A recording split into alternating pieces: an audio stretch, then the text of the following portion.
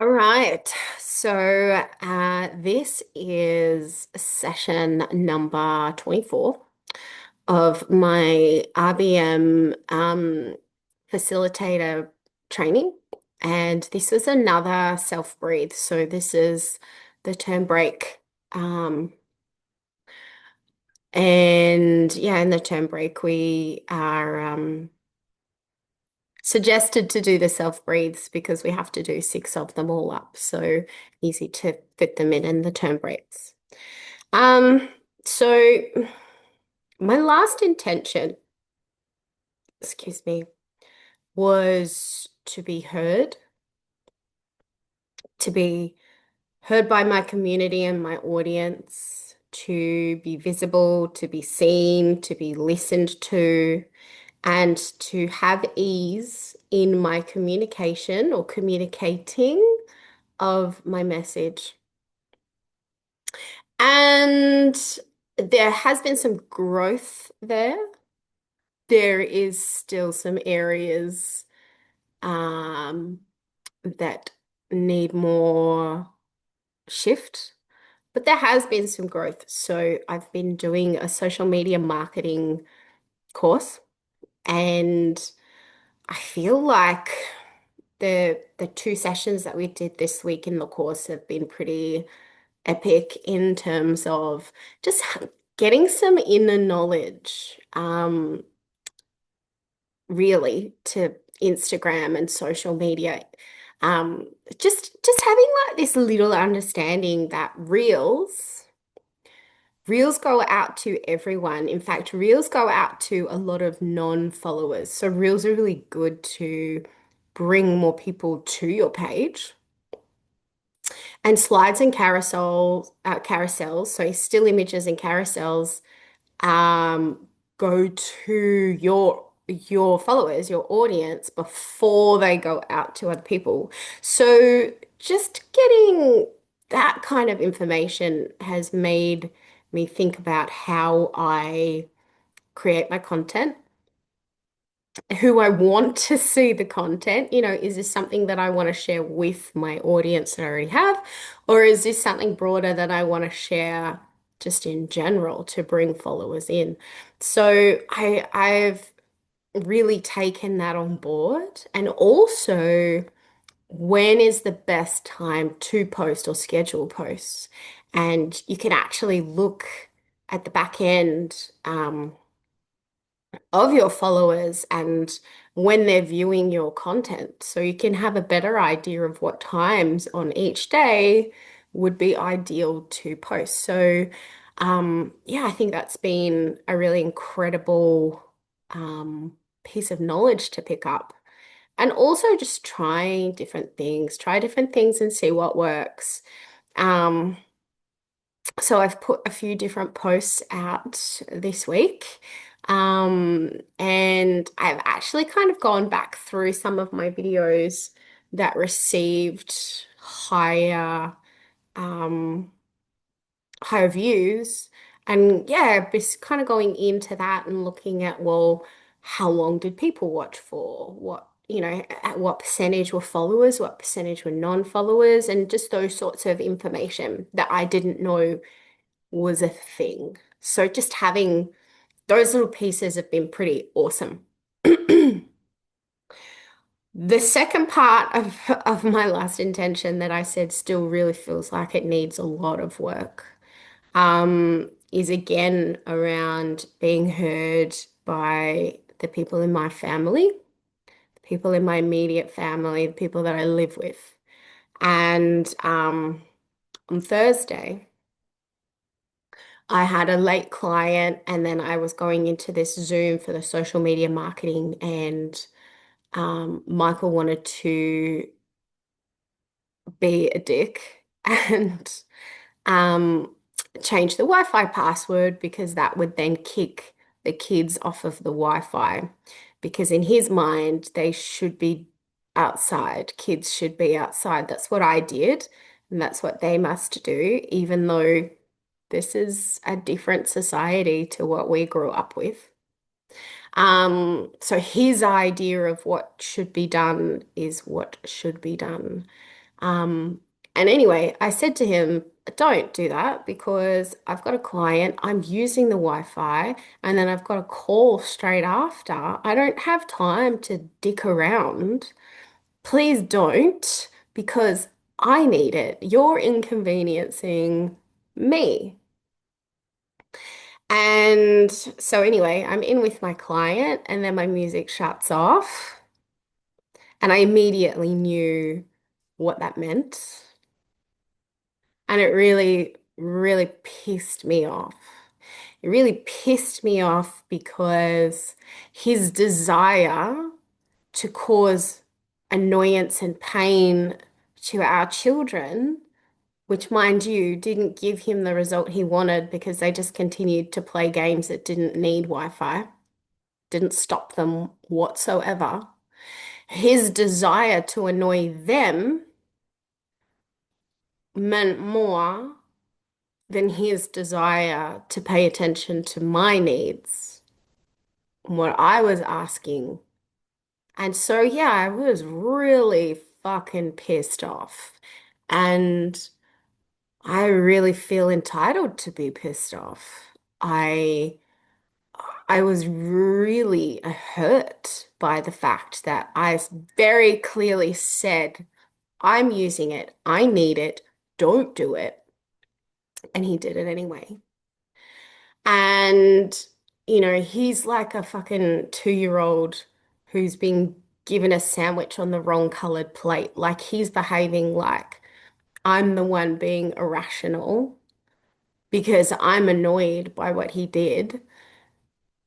It's not the Wi-Fi. To me, it's the meaning behind what he did. His need to upset them, which didn't actually upset them, meant more than my needs. That's what really upset me. And so, yeah, I've become a bit withdrawn by that because I just feel like, well, what's the point in me even speaking now? Because it's not taken into consideration, it's not thought about, it's not cared for. So, what's the point in even speaking? And I've kind of had an opportunity to be a little bit in my own process. And last night I put myself to bed pretty early and I I noticed actually before I say that, I noticed um, just in my shadow work course, a lot of that is um, working on yourself. And one of the discussions that we had this week in the course was about the embodied coach, about um, us and our value, and that sense, the foundation for our ability to have reach and our ability to communicate our messages and those sorts of things.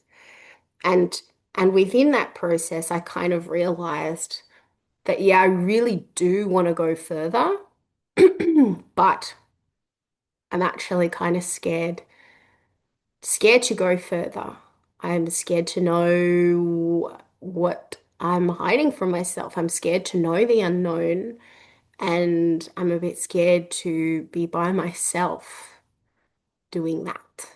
And so I kind of took that into my experience last night where I had a bit of an emotional release. And in that opportunity, I kind of, I asked myself, what is happening for me right now? And shame, shame came up for me. Shame and feeling like I need to be punished. And, kind of exploring that. Well, why do I feel shame and why do I feel like I need to be punished? And what came to me is that I must be a bad person. There must be something wrong with me. I must be a bad person because why else do I feel like people don't love me? Why else? I must be a really hard person to love because why else would people not love me? I'm not lovable. There must be something wrong with me. I must be the problem. I must be a really bad person, and I need to be punished for that. Um, and I should be completely ashamed of that. And so I took that into my breathe this morning. Um, and actually last night I made a little voice note to myself about my experience so that I could take it into my breathe this morning, and I listened to the voice note, and it was really hard to hear. It was really hard to hear those words and the emotion behind it, and my voice speaking those words. And so, from that point, I started my breathe. I actually laid down out here in front of the fire because there's no one here this morning. And um, I noticed in my body when I was writing out, my week and my intention, that my lower back on the right and into my glutes, into my hip was really tight and really stiff.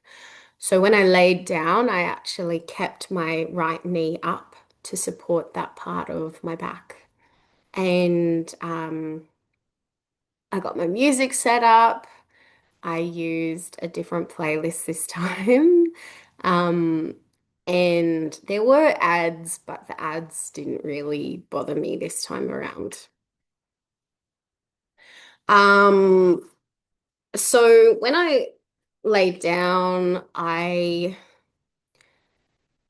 kind of took the opportunity. Sorry, I didn't tell you what my intention was. So my intention was around shame and allowing shame to be felt. Um, so my intention was to amplify the feelings of shame in my body that I have been suppressing and allow shame to be felt, to be processed, and to be released from my body and my nervous system. So I laid down after listening to my voice note, and I, in my mind spoke out my intention. And I then consciously started to breathe. This was only a 60-minute breathe. And I really noticed in my body that there was a lot of emptiness, a lot of nothingness happening, which was also happening for me last night when I was doing the emotional release. So, to me, that was the feeling of shame. Um, and, this was a really interesting breathe for me. Like, as much as it was a really interesting release, it almost felt euphoric at the same time, being in a position to allow shame to be felt. Um, and just honoring and feeling what was there. And yeah, so I kind of just started breathing, and that nothingness was there. And then I started thinking about shame, and I started thinking about, well, what is shame? And shame is like this feeling of embarrassment, this feeling of humiliation and dishonor um, from having done something bad. Not that you believe it's bad, but that someone else has told you that that was wrong. It's not your feeling of self, it's a feeling projected from others that what you've done is wrong, what you've done is bad, and that you should be ashamed of your behavior. You should be ashamed of who you are. And I kind of was, sitting with that and sitting with what was happening in my body and um, sitting with this idea that I needed to be punished. And I took something that I learned in the shadow work, and in the shadow work, it's kind of like the haunted house. And in the haunted house, when you're fearful of fear, and for me, it was being scared of what was potentially hiding from me, fear of the unknown. I kind of took this opportunity to run through um, just these permissions and um, allowing myself to feel vulnerable and just reinforcing that, you're not alone and I'm here with you and I've got your back and we're in this together, me talking to me so that I could feel supported to take it that little bit further and go that little bit deeper. And I just kept repeating those sentences to myself and um, giving them a moment, allowing them to be felt in my body. And as I continued to repeat that to myself, I felt my body start to soften and relax, and my knee kind of really dropped away and um, relaxed onto the floor. And then I straightened my legs and I really started to kind of get a bit more comfortable in the idea of allowing shame to express itself. And yeah, just continuously repeating that to myself, um, I've got you, I'm here with you, and, we're in this together. And then I started to kind of hear this baby crying in my head.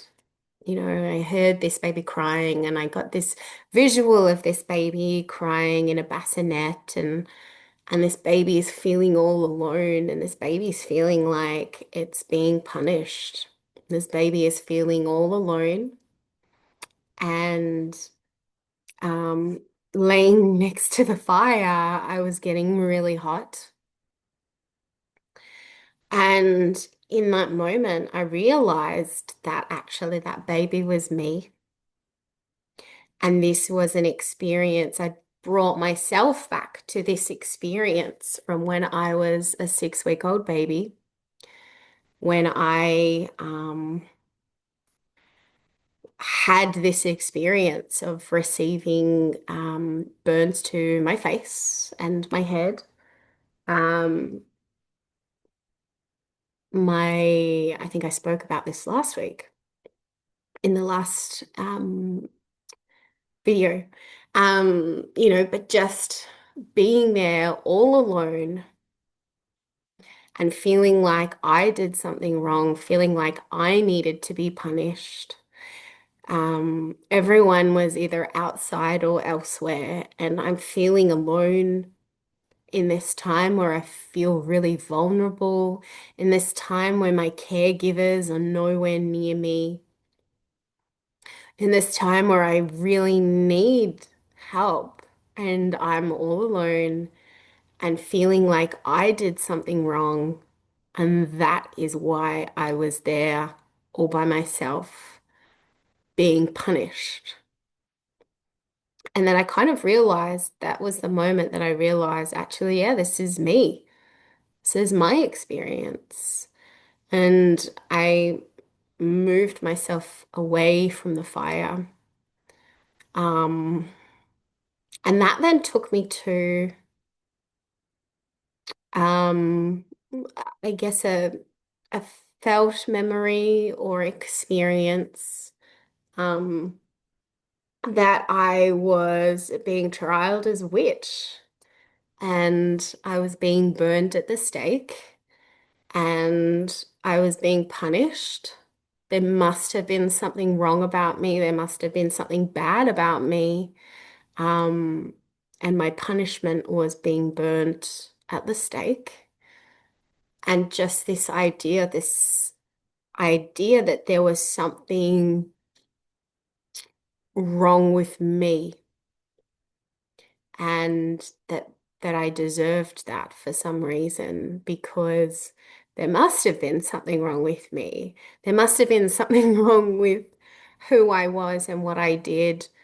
Um, Obviously there wasn't, but for the general population to feel the need to burn me, to fear me, there must have been something wrong with me and I needed to be punished. And then that kind of moved away, and I was just really laying there feeling incredibly vulnerable. Tears flowing down the sides of my face, and um, again, just being in this emptiness, um, feeling alone, feeling vulnerable, and I then came back to those same kind of um, sentences I was saying to myself, I've got you, I'm here with you, you're not alone, I'm here to support you. And then it kind of, um, I guess I imagined and I felt that there was another me laying next to me, holding my hand and wiping away my tears. And that idea, that sensation, that felt sense that there was actually someone with me gave me the strength to go there. And even though I was feeling shame in my body, it actually felt really euphoric. It actually felt um so amazing to feel supported like that, to feel like there was someone who had my back through this experience. And, so I kind of just laid there with those sensations and feeling that support. Um, and in my mind, I kind of felt that I should turn over. So I turned over onto my stomach. And then I felt that I should um, get into child's pose. And so I did that. And um, I really kind of was able to slowly go deeper and deeper into that pose. And I really felt this change from nothingness to this opening, this opening in my body. my hips in particular. My hips were really tight and uncomfortable. My legs actually were tingly and then they went completely numb. I had no sensation in my legs or my feet. Um, I also felt shame in my stomach, in my belly. And whilst all of this was going on, actually, before I turned over, um I actually invited shame. I was repeating um this invitation for shame held in my body and in my nervous system to make its way to the surface with this intention that what is here, what is showing itself is ready to be healed and cleared. It's ready to be released. And so, yeah, I just continued to invite shame forward, invite shame from my body, invite shame from my nervous system. And actually, when I included nervous system, that was when my legs started to tingle and go numb. And so I, yeah, just kept repeating that to myself and kept just breathing with that and allowing anything to come forward, just being in that child's pose and being with that shame and allowing it to be felt, allowing it to expressed, and allowing it to be moved um, from my body. And I was there for a while. I don't know exactly how long, but I was there for a while until until I felt this kind of like, okay, this is done.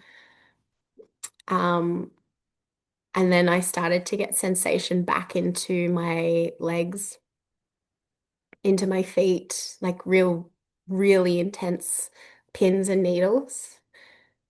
And so I sat up and kept my eyes closed, but I sat up and, I was very consciously present throughout this entire brief. And I finished my breathe with just this conscious awareness of being able to give myself what I felt I didn't get as a child, being in a position to provide for myself now the way I felt that I wasn't provided for when I needed it. And I finished my breathe just kind of having this um, intimate sort of moment with my body, touching my feet and moving my hands up my legs very slowly, crossing them over my stomach, crossing them over my chest, bringing them up my neck and over my face, and just holding myself in my own hands, bringing it down, giving myself a hug, bringing it down my arms, and, really having this moment with myself and really having this moment of connection with myself and connection with my body and just yeah, this moment of intimacy. And I did that 3 times and paused at various places where I felt I needed to pause. And that was the end. That was the end of my breathe and um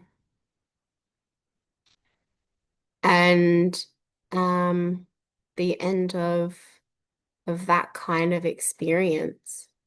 And I really felt um really supported at the end of that. Really being able to support myself and embrace myself and um, this idea that I wasn't lovable, this idea that I needed to be shamed had kind of moved on. And, like even now while I'm making this video, like I still feel that kind of emptiness and I still feel that heaviness. But I'm really just allowing it to be there. I'm really just allowing it to be felt, allowing it to be released from my body. Um, because that was my intention to to feel it and to let it go. So yeah, that was my week and that was my breathe. And we are back to term next breathe. So it'll be a very different experience for me. Just having that support system within the group and with the facilitators, um, rather than kind of being on your own for the self breathes. But I think for me this time around, it was a big part of the experience doing it alone. I think it really made it what it needed to be. So yeah, thanks for watching, and I'll see you in the next video. So bye for now.